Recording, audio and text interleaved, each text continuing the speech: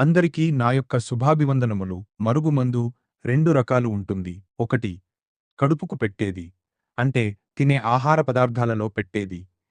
Chicken కూరలో గాని, బిర్యానీలో గాని, మటన్ కూరలో గాని, ఏ ఇతర కూరగాయలలో గాని కలిపి పెట్టవచ్చు. అదేవిధంగా జ్యూస్లలో గాని కలిపి పెట్టవచ్చు. ఈ కడుపుకు పెట్టే మరుగుమందు పౌడర్ రూపంలో ఉంటుంది. ఇది దేంట్లో అయితే కలిపి పెడతామో అందులో పులుపు తగలకుండా, అంటే చింతపండు, నిమ్మకాయ తగలకుండా పెట్టాల్సి ఉంటుంది. 2 లిక్విడ్.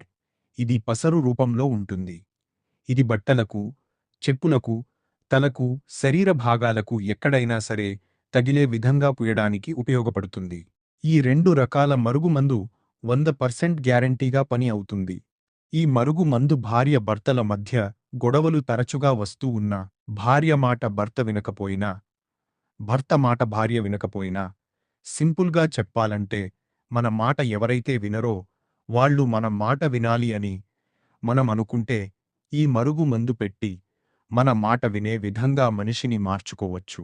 నీకు పూర్తి వివరాలు కావాలి అంటే గురువుగారి నెంబరు స్క్రీన్ పైన ఇచ్చాము.